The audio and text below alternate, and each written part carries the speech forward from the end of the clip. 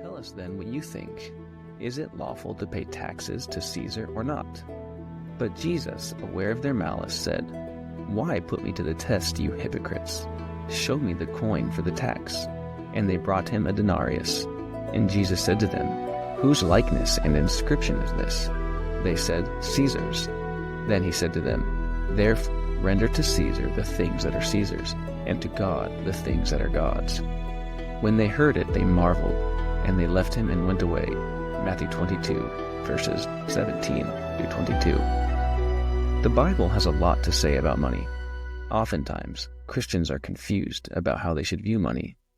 They ask questions such as, Is it sinful to try and make more money? Is it wrong to be rich? Is it greedy to want to build wealth? But perhaps the more important question Christians should be asking is, what type of money should I use? It was under the use of sound money like gold that amazing art and buildings were able to be funded during the times of the Renaissance, and explorers were able to fund the most dangerous voyages across the seas to discover new worlds. Can it be that Christians can actually have a robust view of money, build wealth, and not be made to feel guilty? That it actually honors God when we do this? Today, I am going to be speaking with Alin Armstrong, aka PastorCoin. He is the pastor of a church plant in Ontario, Canada, and he's the author of 2 books, The Bible and Bitcoin, and Render to God. Alin brings an interesting perspective to all the questions mentioned, and today we are going to explore the topics of Bitcoin, Christianity, culture, and money. It's time to reassess. Hello, everyone. Welcome back to another episode of the Great Reassessment Podcast. I'm here today with Alin Armstrong, a.k.a. PastorCoin. Alin, it's nice to meet you. Yes, nice to meet you. Happy to be here. So, man, tell me, first question, how would you describe the times that we're living in right now? Boy, that's a good question. There's lots of different words that come to mind. I'm trying to pick out maybe the best one. The word that keeps coming to mind right now is circus. I feel like these times are like a circus, and the clowns have run over, or have taken over rather, the leadership of the circus. I don't know if you've ever been to a circus, but if you have, there's like a ringmaster, right? And he sort of conducts, if you will, the circus. But I think to use that analogy in describing the times we live in, I think the ringmaster has been booted out of the tent and the clowns are running the show now. And I mean, we can get into why or how that is, but that's how I would describe the times. At least, and here's the thing, the world's a big place, right? There's a lot of people living on this planet, and not everywhere is a circus, right? I mean, I can only speak to the place where I am and the surrounding area. But Canada, North America, much of the so-called West, right? Even you can lump in Europe, Australia, and so forth into that bucket, definitely is a clown world. Not that everywhere is, but I think the times we're living in, at least in the West, is clown world. That's how I would describe it. Yeah, I definitely, I agree. Yeah, the word circus, certainly, like some of the stuff you see, just, whether it be on social media, and sometimes I have to think, remind myself that, like, what I see on social media isn't what I see in my day-to-day life, but like, yeah, and it's slowly suffocating us. I'm seeing more just oddities and ridiculousness just every day as, you're out and about. And so you are a Christian pastor in Canada. Where in Canada specifically? We are in southern Ontario, pretty close to the United States. So that has an effect on our culture, I think, a little bit. But yeah, I mean, Ontario's not too much. It's a big province, but, from the southern tip to the northern, it's not that different culturally speaking. I mean, Toronto is its own thing. Toronto seems like another country, to be honest. But minus Toronto, it's pretty much the same. Yeah. And so kind of want to, we'll talk about Bitcoin. We're both Bitcoiners. But before that, I just kind of talk like, how did you become a Christian, and what was that like sliding into a ministry position? Yeah, I did not grow up in a religious home. My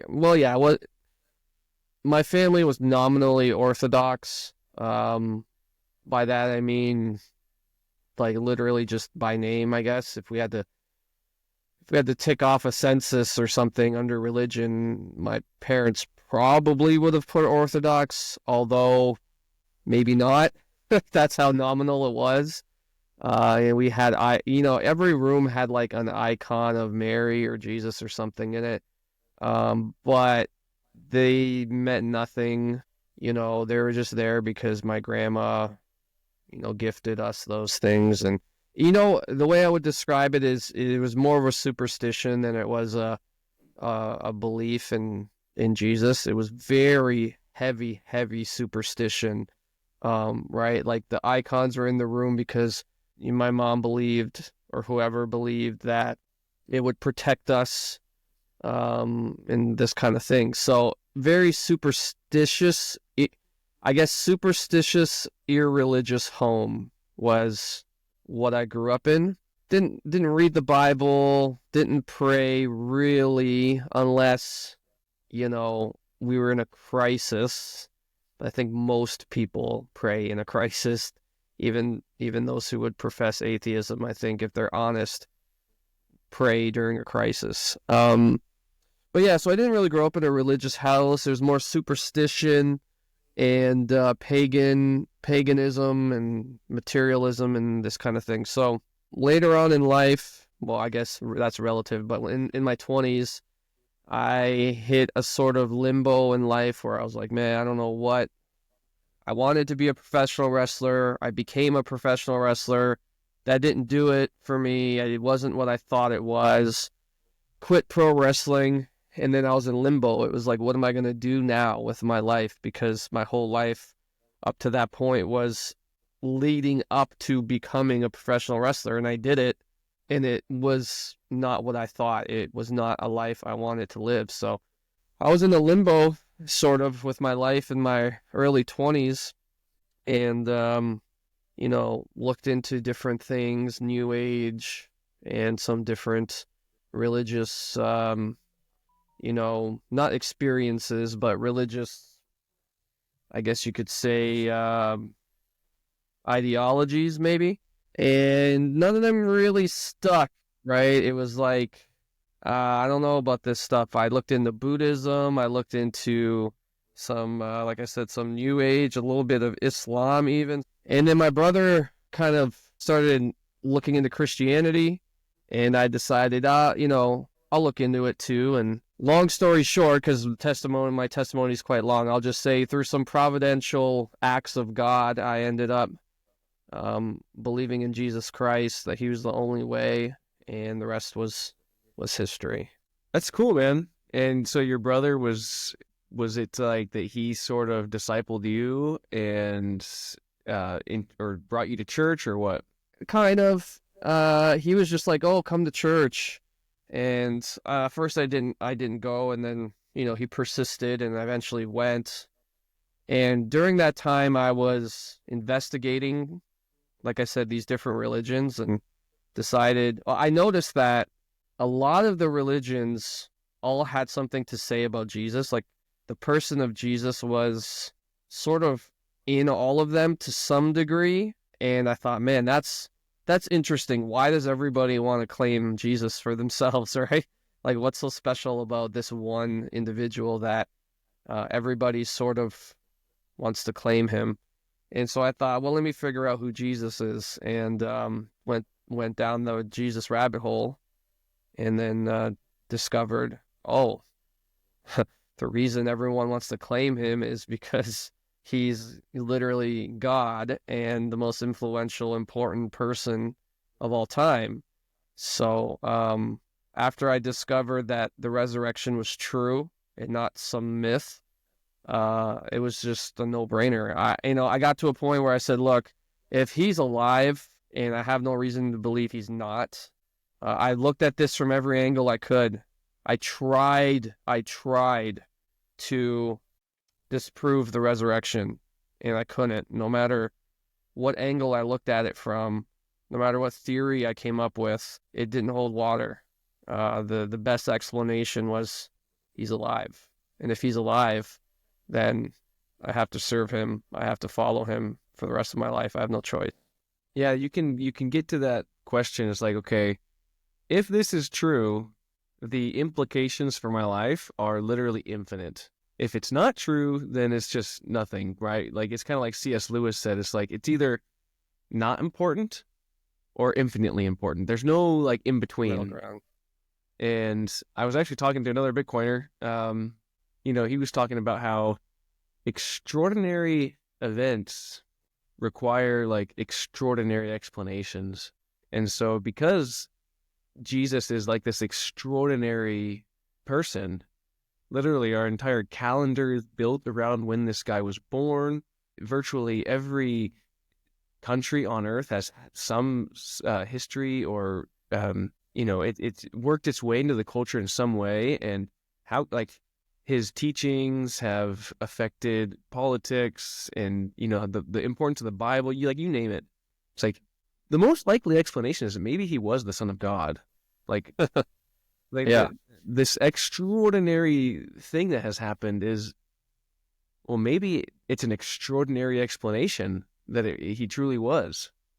Yeah, I've heard people say extraordinary claims require extraordinary evidence. I don't like the question I ask when I get that is why? Why does an extraordinary event require extraordinary evidence? If Jesus rose from the dead, all he would need to do is show himself.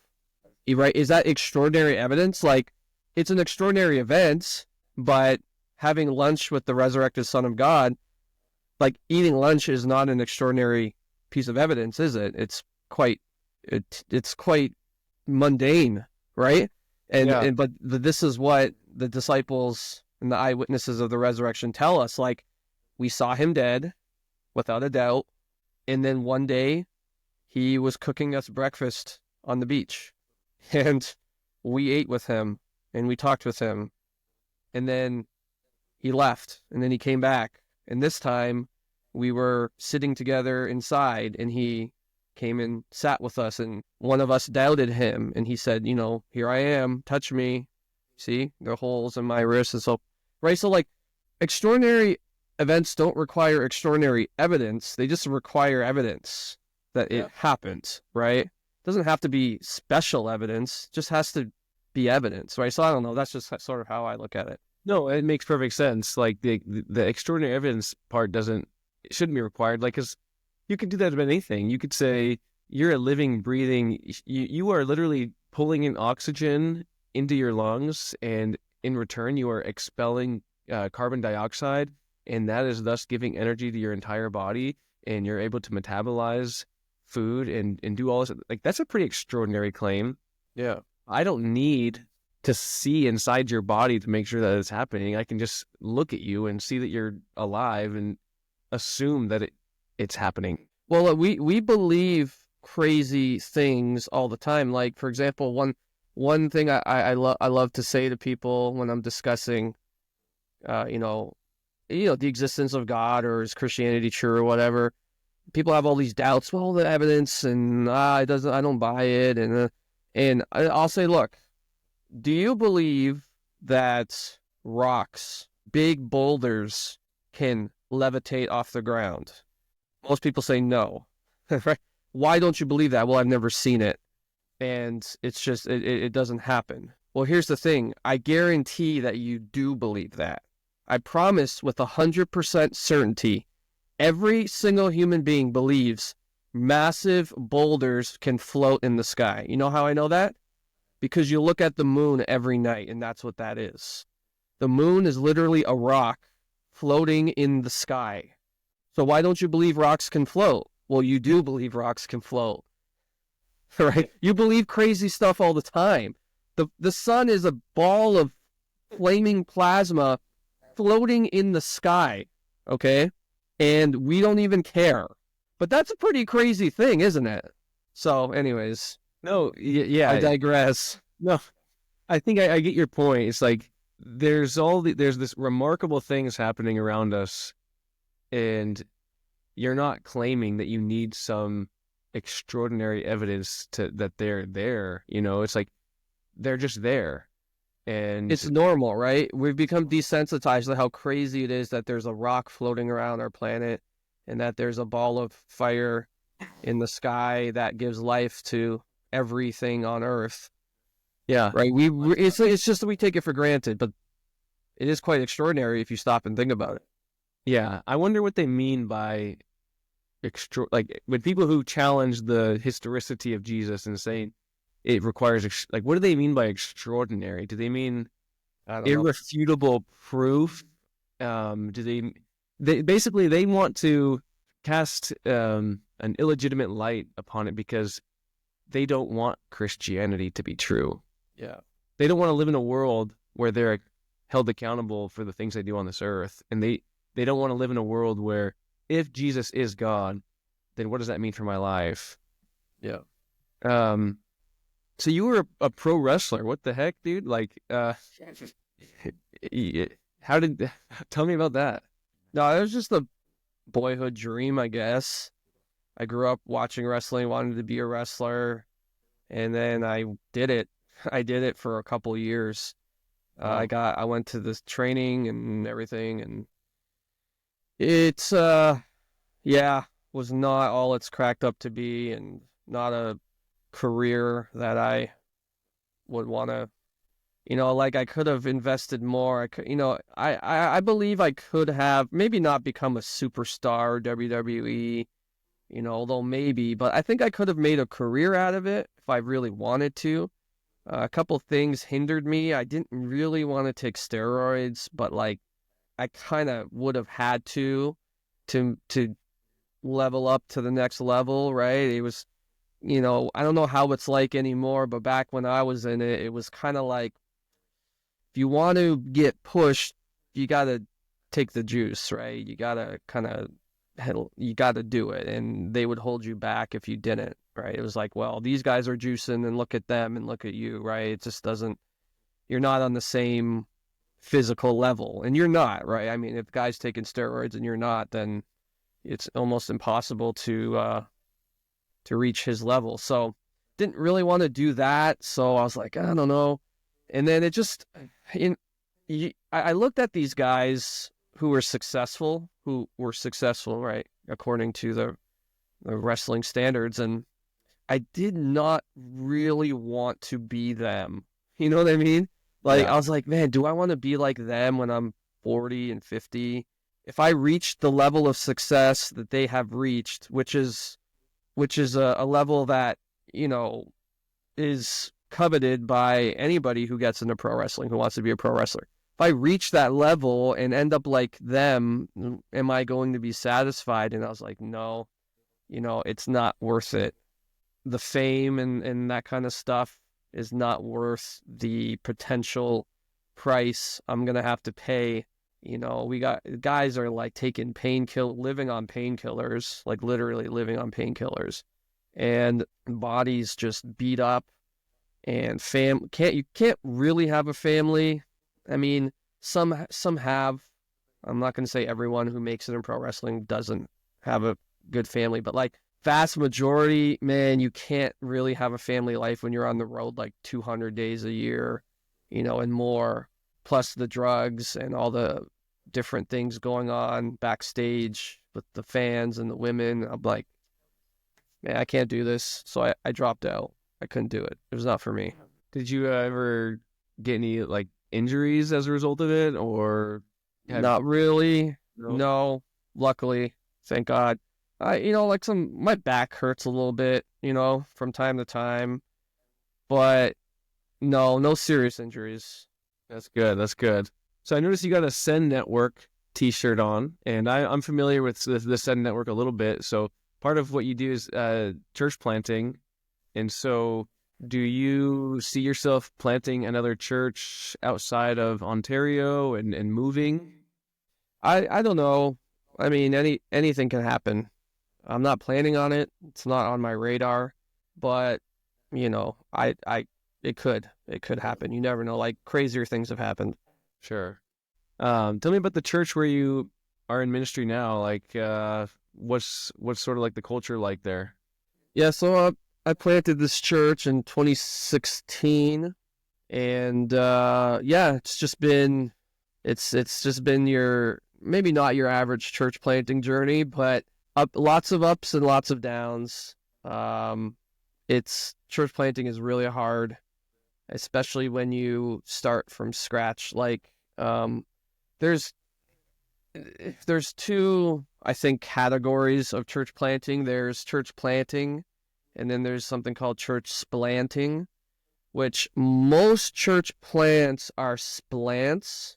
And what I mean by that, they're church splits. That the church splits and then just like, hey, we're planting a church. It's like, no, dude, you just split. That's not a church plant.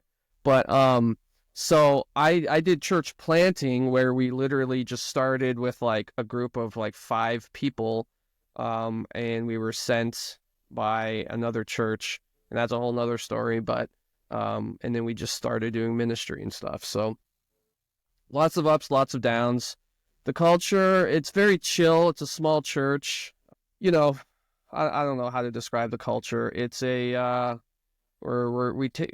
very Bible centric. We take the Bible very seriously, try to be as faithful to Scripture as possible, and that's pretty much it. We're just trying to follow the Lord as best we can and not serve man. So that doesn't really lend much to a very, what's the word I'm looking for? We're not a very seeker sensitive church. We don't have any like, fancy growth strategies, right? Our focus is, what does God say? We want to do that. Whether that attracts a lot of people or not is not really our concern. We don't really care. We want to do the will of God and let the chips fall where they may. So as a Christian, as a pastor, and then we're gonna bring in Bitcoin here in a second. So how did you discover Bitcoin, or how did Bitcoin discover you, as some people like to say? And yeah, let's just talk about that for a second. Like, so how did you get into Bitcoin? It happened in several, I guess you could say, seasons, maybe. I had a few touch points with Bitcoin from 2000, maybe I think 12 or 13. Very, very like, what is this? Oh, I thought it was for gambling, so I just ignored it, kind of thing.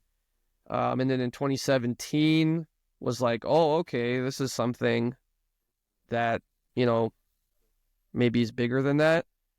But I didn't buy any Bitcoin in 2017. I was looking at it, and it was like December 2017, and then of course the bear market of 2018-19 hit, and I lost interest because I was like, it's dead, right?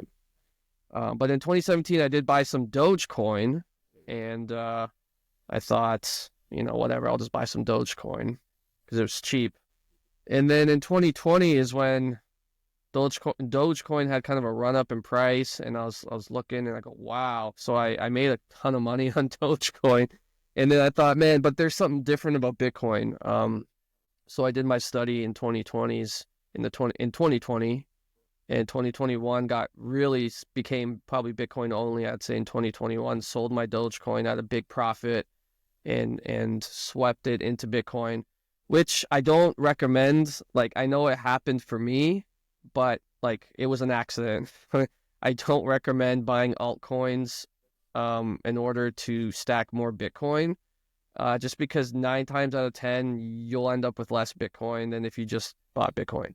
But my situation was unique in that it was literally an accident. I did not plan this at all. I just bought Dogecoin in 2017 and forgot about it, and was able to sell it and sweep it into Bitcoin. Although if I would have bought Bitcoin instead, I bet you I'd have more Bitcoin than if I did what I did. But anyways, that's not the point. The point is, I did my studies in Bitcoin and discovered it was sort of similar in my journey to Christ, except obviously a lot less important. But it was sort of like, okay, something serious about Bitcoin. There's something serious about Bitcoin.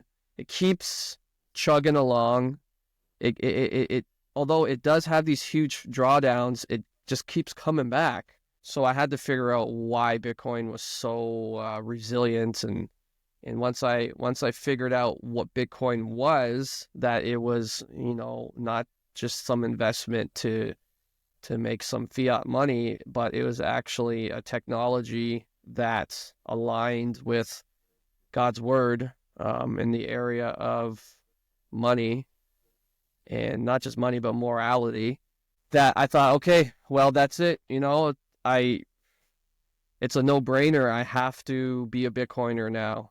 I am a Christian first, and because I'm a Christian first, my Christian worldview sort of compelled me to be a Bitcoiner once I understood Bitcoin, right? It was like, okay, well, fiat money is debt-based and fraudulent at the fundamental level. Bitcoin is not. Bitcoin is sound money. It's a just weight and just weight and scale, and so therefore I have to be a Bitcoiner in this world where it's fiat or Bitcoin. As a Christian, we have to be Bitcoiners, I think. Yeah, I mean, so that's really cool. I mean, yeah, that's funny you talked about Dogecoin at the beginning. I think a lot of Bitcoiners, when we were first kind of just getting our feet wet with this, very few people are Bitcoiners from the very beginning.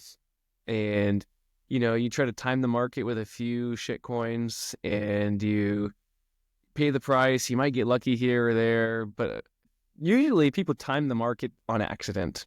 Yeah, it was totally an accident. It's really hard to time the market. And I mean, it could pay off for some people, but it kind of goes against the Bitcoin ethos to do that after you've become a Bitcoiner. Well, to be fair, I bought Dogecoin. I bought like a penny and a half, and then it did dump under a penny. Like, yeah, I put $200 in it, and it dumped to like that $200 was like $70.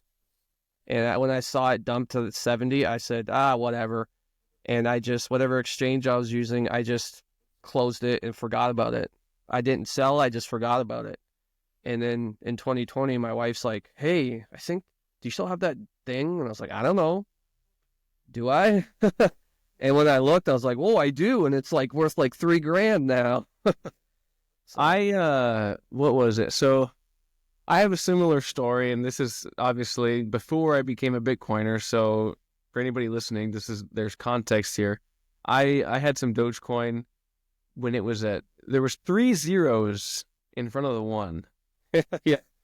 And I had like 100,000 or something Dogecoin, and it kept going down. I held it for like a few months and then freaking sold it. And then, but I think that's on, and then I see that runs up to like 60 cents. Yeah. And I was like, in the time I was like, oh my gosh, like why? This is like the story of my life. I buy low and I sell it, and then it runs up. Same thing happened with me in GameStop and things like that. You know what? I just forgot, honestly. Yeah. Like I said, it was a total accident. There's no intelligence whatsoever in this trade. It was just, ha ha ha, funny dog coin. Let me buy $200. Yeah. Forget for 3 years. And then, oh, okay, that worked out nice. Yeah. I mean, it's funny how there's a lot of parallels with Christianity and regeneration and being sanctified and growing in sanctification. And I don't want to equate the two things necessarily, because following Christ is of eternal importance, right? And Bitcoin is good, but it's not like being saved from going to hell, Right. But there are these parallels where you sort of are changed from your old ways in a lot of, where you used to try to time the market and shitcoin and, you know, be easily entertained by all these altcoins and things like that. But then when you become a Bitcoiner, you sort of wake up and you realize like who I was in the past is really, it needs to die, and it needs to focus on the one thing. And so they're not the same, but there's these interesting parallels.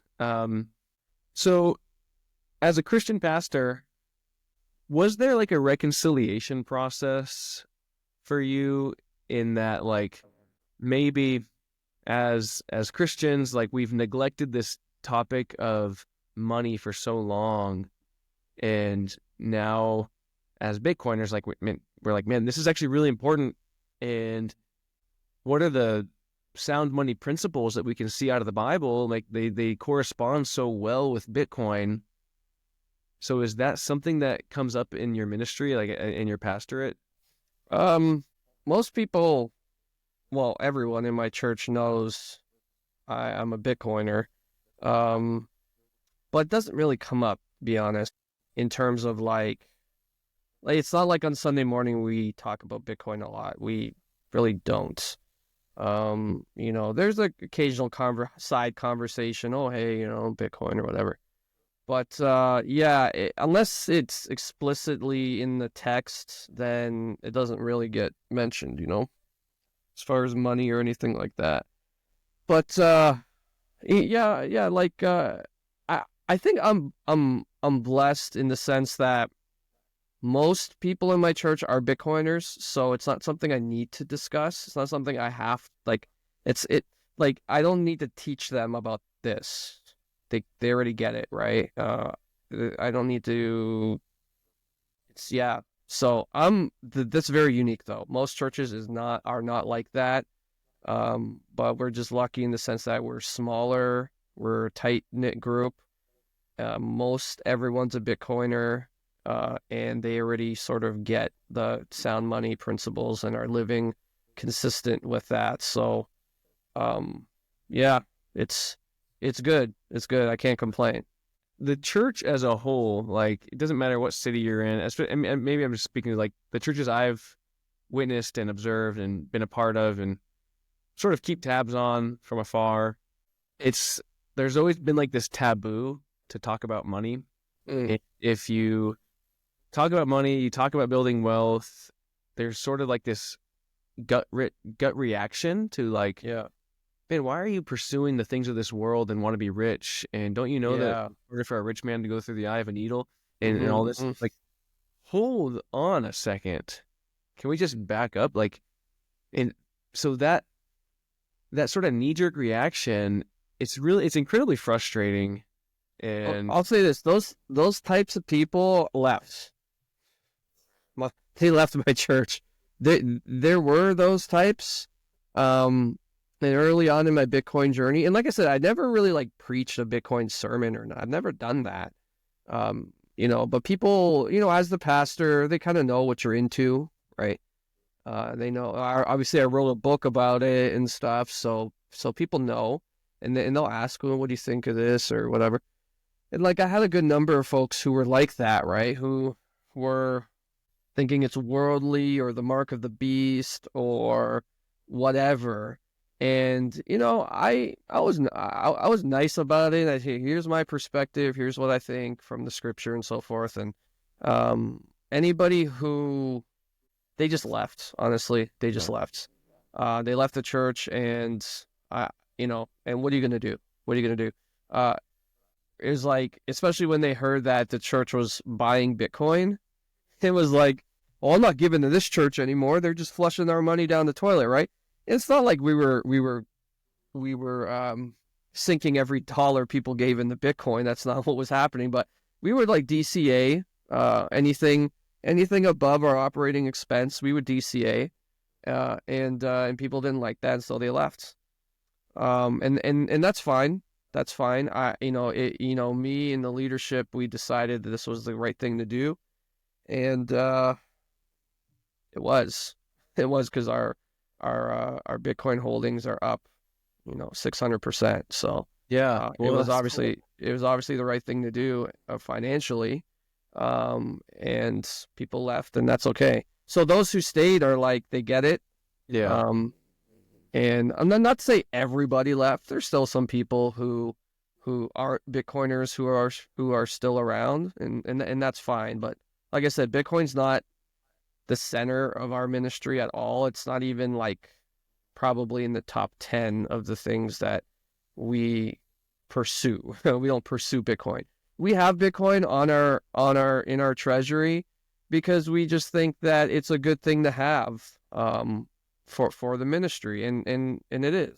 Yeah, I mean, I like what you said. It's obviously not the main thing. And if this were a podcast on Christianity specifically, we probably wouldn't even be talking about Bitcoin in your church, right? But because it's kind of a Bitcoin podcast, that's why it's coming up. And so I agree, like Bitcoin should probably not even be in the top 10 things, right?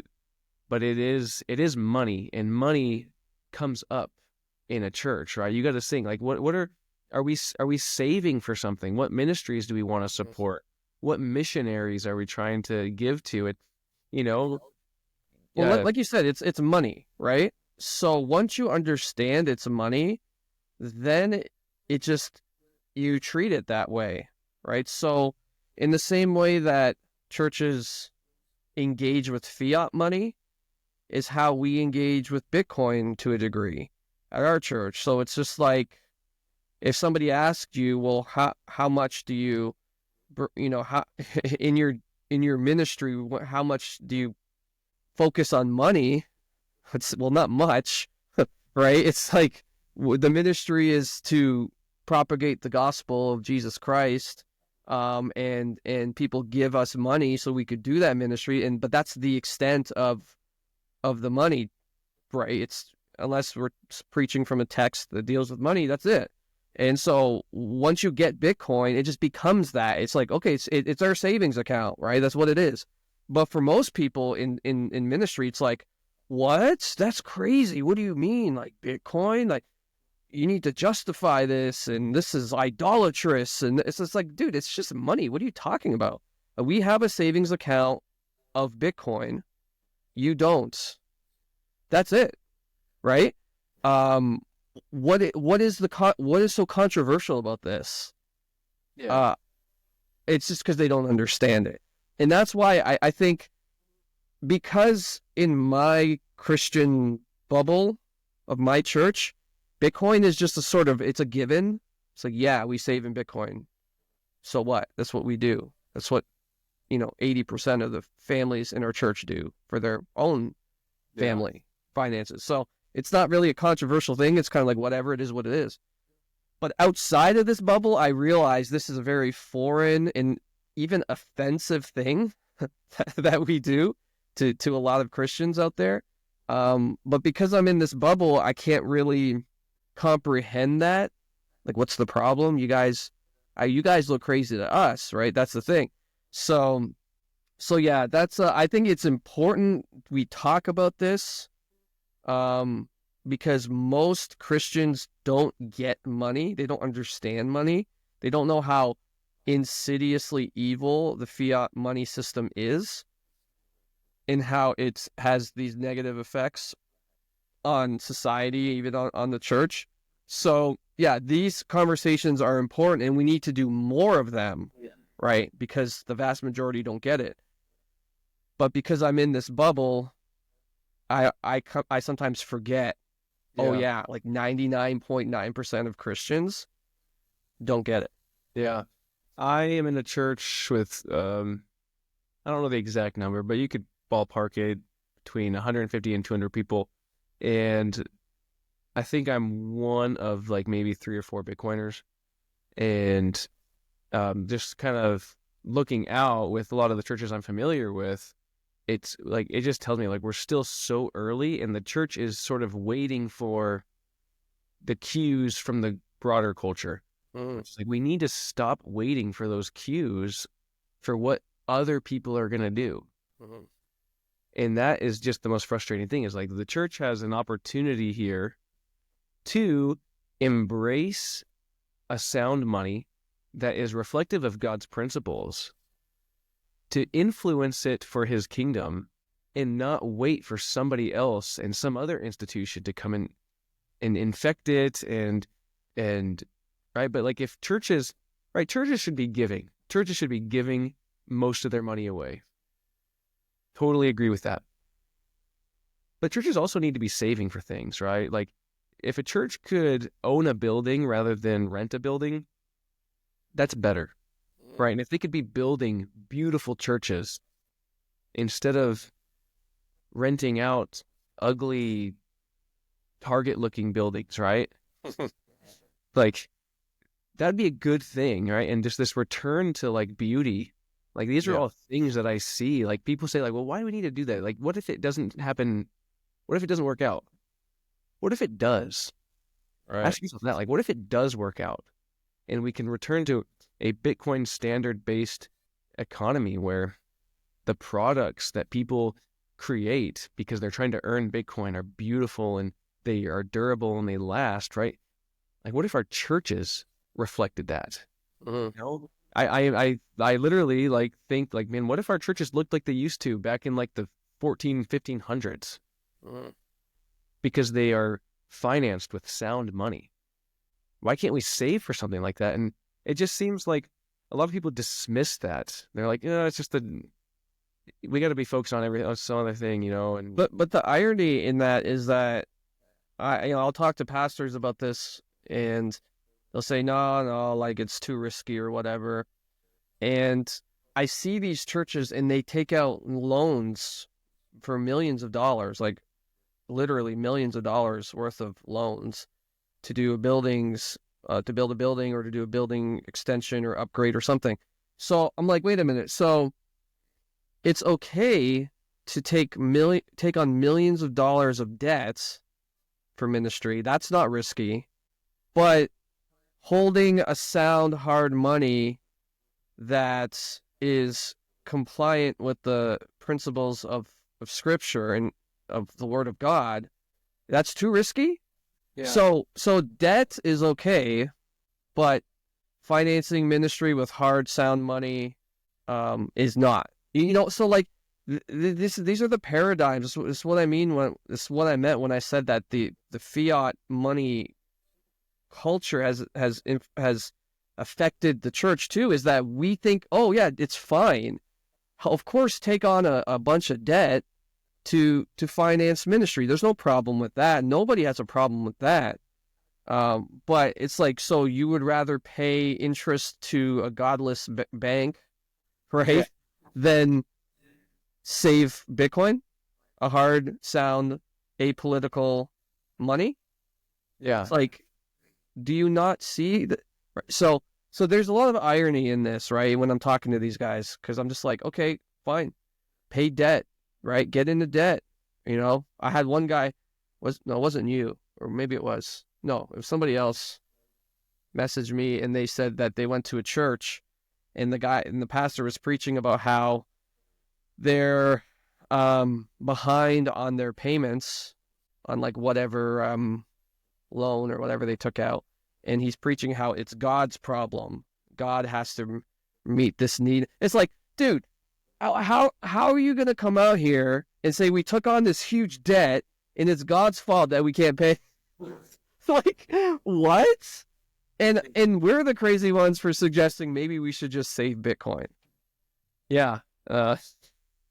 And like there's a whole host people don't see, and because when I see new loans being created, the banks are just creating money. Yeah, they're just making it up. You're adding to the money supply, which thus debases our money, which contributes to the inflation, and it is theft. Inflation is theft of your stored time and labor. And I think just for some people, that just seems too abstract. Yeah. They're like, look, this is just the world we live in now, and we just have to embrace it. Mm-hmm. And there's good debt and there's bad debt, and some that helps build your credit, and you can earn little reward miles on your credit card. And like, but I don't think it's that crazy. Like, yes, it is a little abstract in the beginning, but you have to start somewhere. Mm-hmm. You have to start somewhere. And if we really, why is it that we can look at the times of the reformers and celebrate the art and the culture and the risk taking and the pioneering and the bravery and the courage that it took to go explore the other side of the world, and we can talk about all of it now as though those are virtuous things. But as soon as we try to reclaim some of that today, it's like, just hold on there, bucko. Don't like, It's too risky. So that it's that crushing of ambition. It's like, it's going to take sound money in order to do this stuff. And, you know, people say, oh, it's idolatrous, or you're idolizing money, or just settle down, and it's killing a lot of the zeal. And so I'm encouraged that there's pockets within Christianity that are trying to break free from those fetters, that early 2000s mentality of Christianity is sort of dying, you know, like do you sense any of that some, like, maybe not in, because you talked about like you're kind of in a tight-knit group, but like if you follow some of the other churches on social media and some of the other pastors, it seems like there's an optimism growing. I think there is. Christianity is not like this like lame thing, right? Where like, you know, like that new atheism, like you said, in the early 2000s, that new atheism came out, and it was like Christianity's the worst, and you're stupid if you believe it, and the Bible and this kind of stuff, and that's sort of not a thing anymore. Like atheism is the new cringe, I think. Yeah. But whereas when I got saved in 2008, end of 2007, early 2008, the new atheism was like at the height, right? So Christianity was cringe. To be a Christian was super cringe, and you know, atheism was the cool thing or whatever at the time. But now I think the roles are reversed, and just scrolling Twitter. I mean, you still have atheists on Twitter, but I feel like the roles are reversed now, where it's like being traditional and Christian is like cool, and the old arguments for atheism are kind of been debunked, and nobody really believes them anymore, which is nice to see. So there's definitely this swing to traditional values, and I kind of called it in the early 2010s. I told people, like, look, this secular worldview cannot last. It can't. It has no foundation, and it will implode on itself in time. I don't know how long, but in time it will. Now, I guess it only took about 10 years from when I was calling it, but it was just so obvious to me. This is not a worldview that can sustain a civilization. It's a very almost suicidal worldview. Not suicidal in the sense that, you know, people are just going to start killing themselves, but suicidal in the sense that the worldview itself will kill itself, right? The ideology will kill itself. It will implode in on itself. And that's what we're seeing. It's got really extreme secularism with, I think, like the height of this thing was transmania, when you had the transmania going on, and it was like, okay, this has got to be the top, right? It's only down from here. and it really has been only down from there. I think most people saw that and went, maybe the old ways, maybe there was something to the old ways, because the new way is leading to this weird, grotesque thing. Maybe there's something about the way we used to do. Maybe there's something about traditional values that are important. And you even got guys like Richard Dawkins now, who was like the Pope of the new atheism, coming out and saying, oh, I'm a cultural Christian.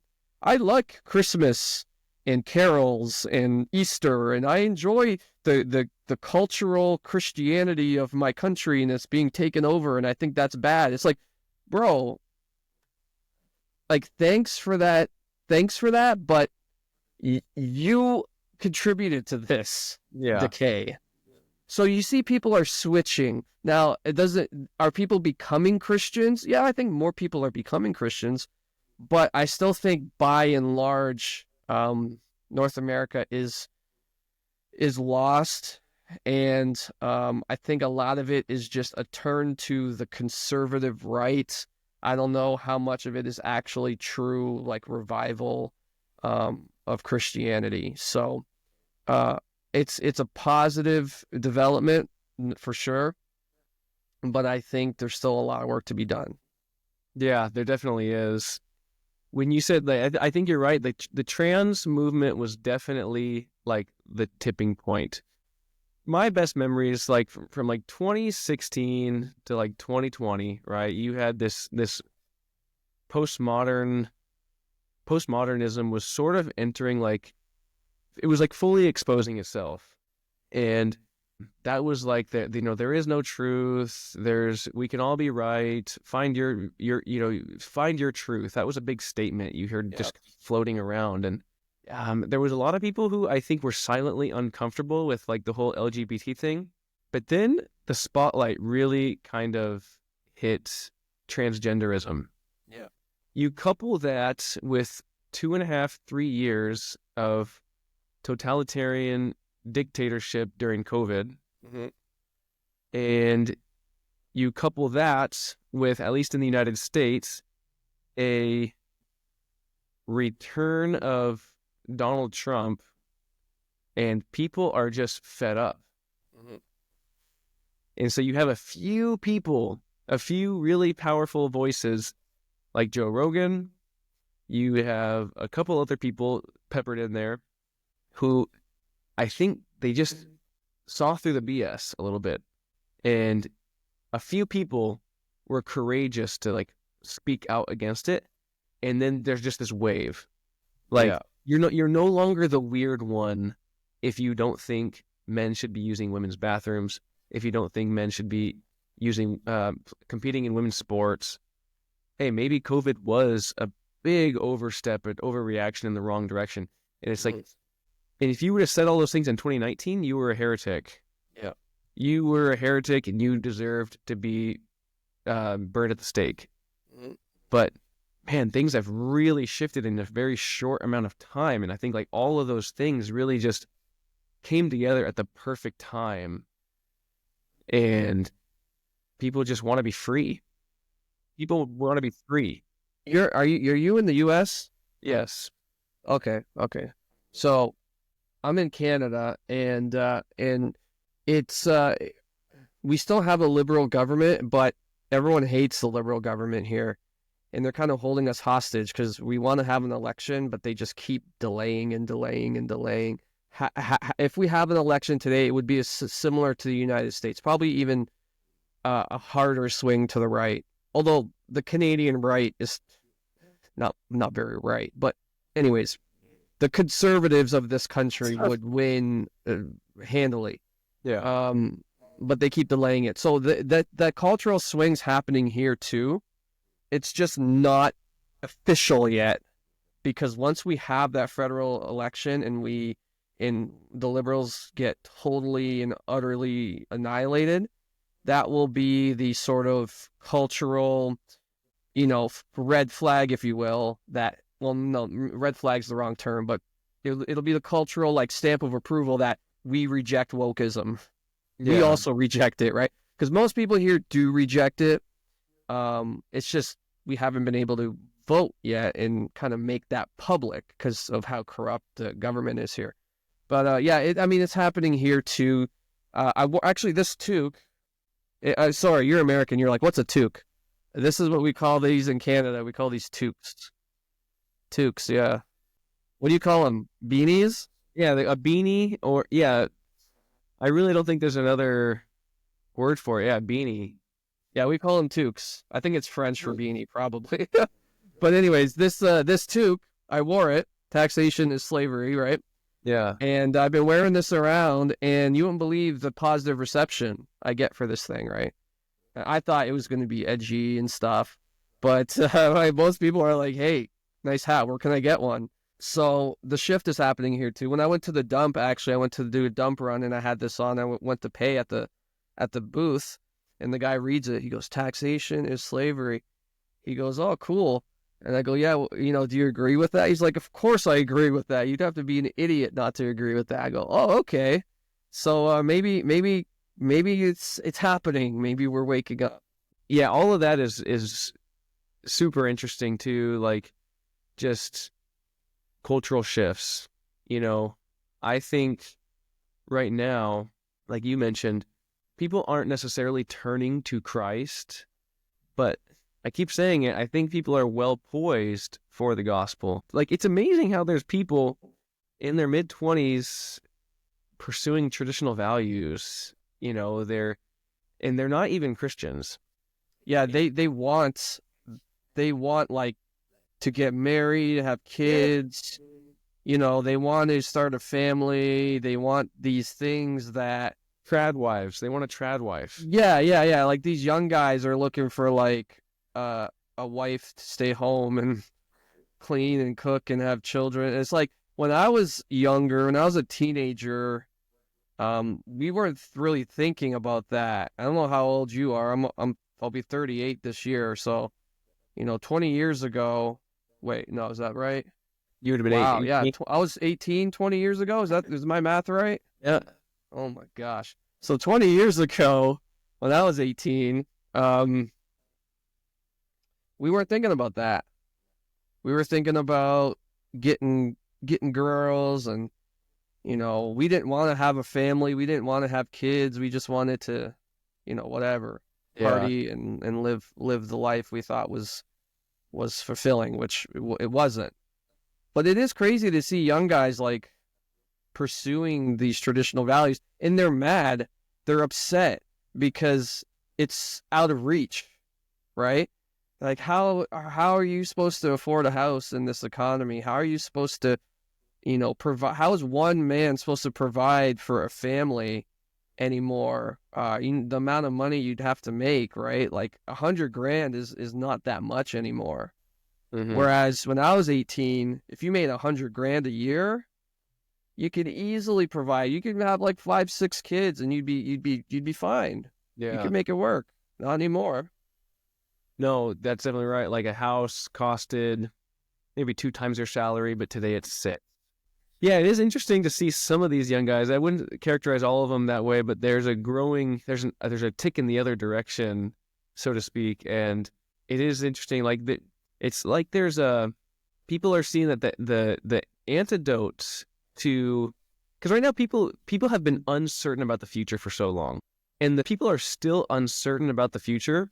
However, I think that they just know that you might as well have some of these. You might as well have a wife with you. You might as well build a family so that you can protect yourself against these potentially uncertain times. Mm. And then you have the cultural swing that's going along with it, and it's sort of like punk rock now to be not an atheist, and it's cool to like speak out against these deranged men who are competing in women's sports, and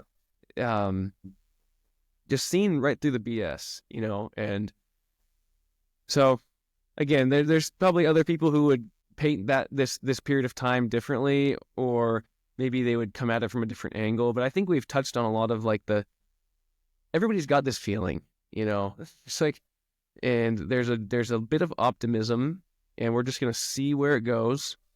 Bitcoin seems to be in the picture, and there's a lot of encouraging things happening with like potential strategic Bitcoin reserves and people overseas, governments overseas getting in with the picture. And whether or not that happens, I still think the overall project of Bitcoin to remove yourself from this corrupt system, whether or not governments get on board with that, like this is still a worthy cause. And so yeah, it's not, I don't think it's going anywhere.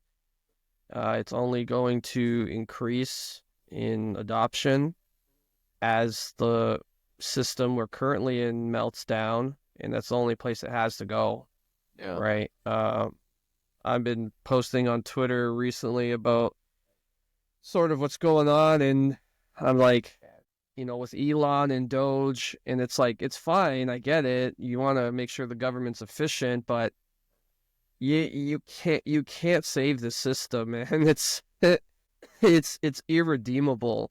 Cut spending and fire people who aren't working. That's fine. I get it. That's all good and stuff, but I don't want people to think that this can somehow turn the tide, that if the government is just more responsible with their money, that will fix inflation. It's not going to. Yeah. If you look at the numbers, the debts, the unfunded liabilities, this system cannot be fixed from within. It just can't. Mathematically impossible. Cut the government spending down to zero. It's not going to fix it. So anyways, I think Bitcoin is going to have to play a huge role in this.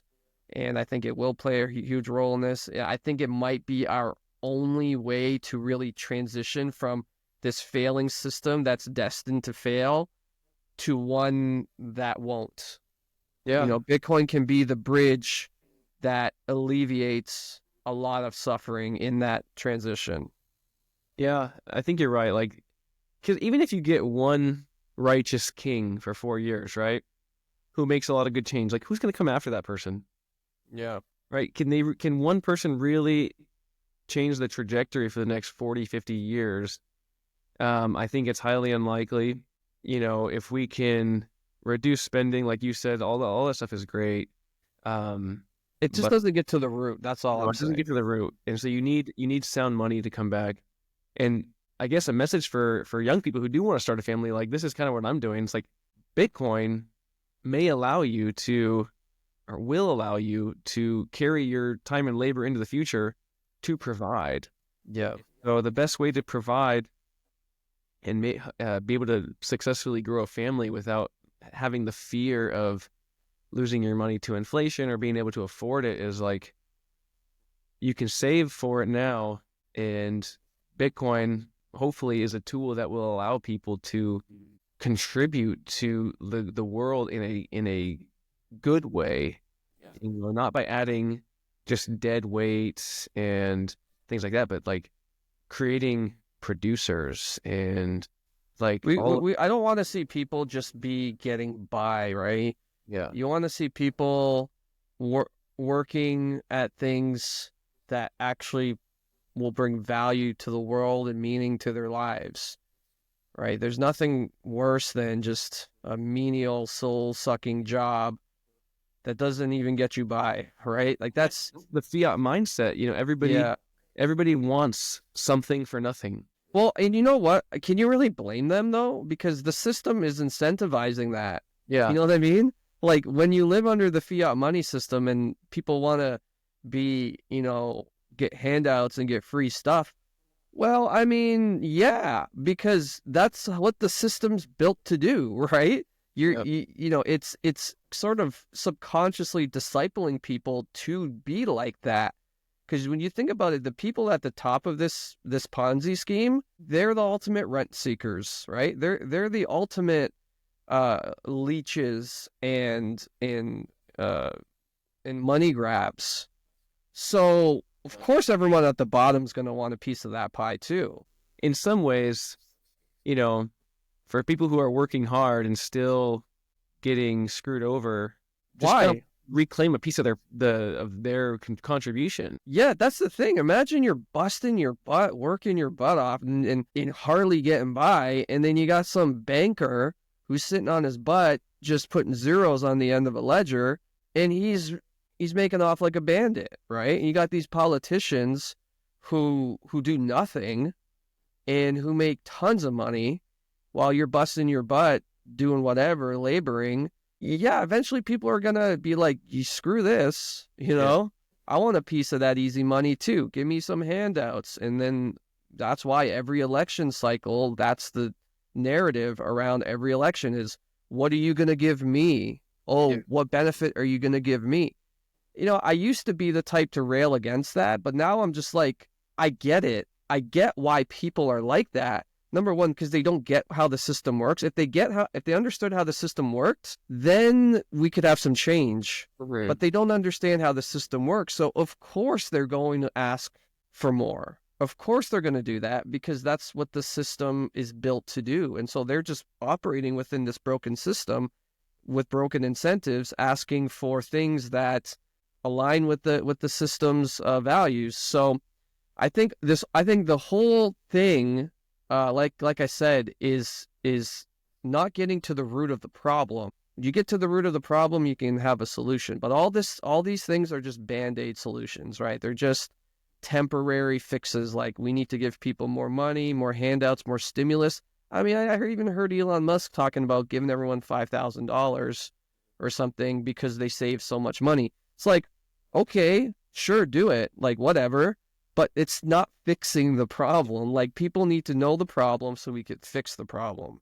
But Yeah. they think the problem is everything but what the problem is. Yeah. Does that make sense? Yeah, no, that makes perfect sense. Yeah. And once you do figure it out and you learn that the system is set up a certain way and it's built on debt and it's training us to become consumers, when you realize that, you can sort of step back and take a look, right? Yeah, exactly. And you become incredibly dissatisfied with that old menial type of work that you were sort of participating in. Like, it's really inspired me to try to create a real product, and Yeah.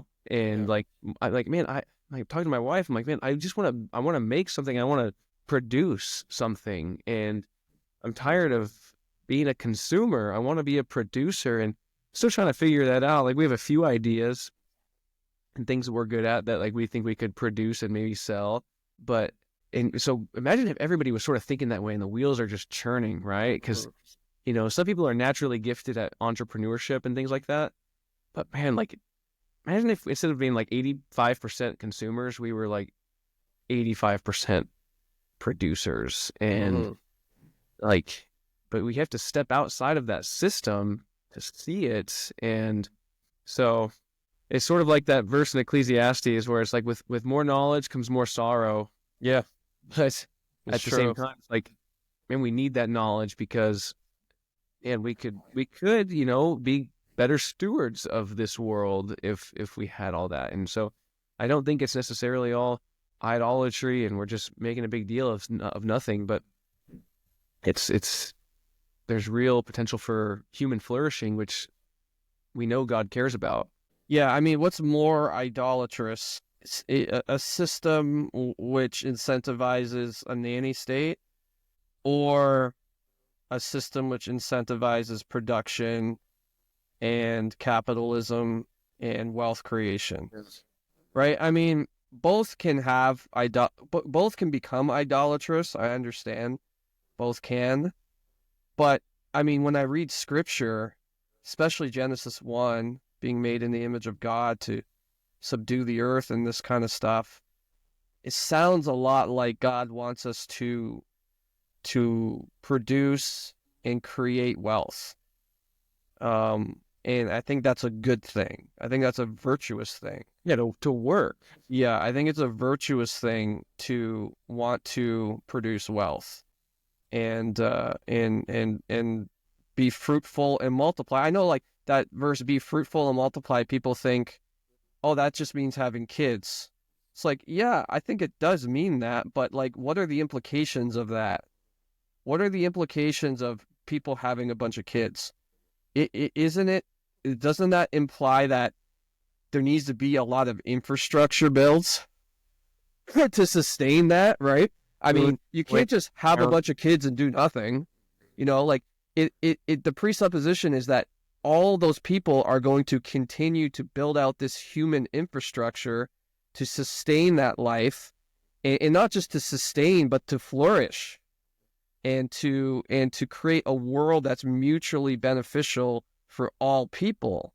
So that takes wealth creation, that takes labor and production and ingenuity and innovation. So all this is like presupposed in that one phrase, be fruitful and multiply. But for some reason, we don't extrapolate that out of that verse. All we do is we see, oh, have a bunch of kids. Well, think a little deeper. Yeah. Man, I've really enjoyed this conversation, and I could probably talk to you for 2 more hours about everything, but I know we probably both have families to get back to, and, to keep on going down that narrow road and, worshiping God. And so I want to just, say thank you for your time, and be praying for you and your ministry. You have a book called The Bible and Bitcoin, and there's a couple others. These are the two main ones. Bible and Bitcoin. Yep. And then I have this one here, Render to God. This one has to do with taxes. So yeah, those are the two. Yeah. Oh man, we didn't even talk about the Matthew renders to Caesar what is Caesar, render to God. Yeah. God's. I'll say just something really quick about that. It's like, I've always had frustration with that, people bringing up that passage, because it's like, well, render to Caesar what is Caesar's, and they're trying to say pay your taxes, right? It's like, when he says, whose inscription is on this coin? It's like, well, Caesar. Okay, so render to Caesar what is Caesar. Well, it's like, clearly Jesus is not developing a whole tax policy from this verse. And because the other 90% or 85% of your money also has Caesar's picture on it. So why don't you just give all of it? Right. Obviously, Jesus is not saying give all your money to the government. So people there's some nuance there, and I don't want to get on a tangent right before we're about to close, but people can follow you on X or Twitter at you're at PastorCoin. Mm-hmm. Great, man. And so people should definitely check out your books. I read the first one, and so I'll be looking at this other one soon. Yeah, let me know what you think. The Render to God book, on like I liked writing this one, but I loved writing this one. Yeah. I think this one's way better, honestly. Yeah, I like the cover too, so that's pretty sweet. Yeah. I honestly think this is better. This is just an intro to Bitcoin. This gets really deep, so Okay. I hope you enjoy it. Well, render to God. PastorCoin, Alin Armstrong, thank you so much, and hopefully we can do this again sometime. Sure, thanks a lot. Have a good one. You too.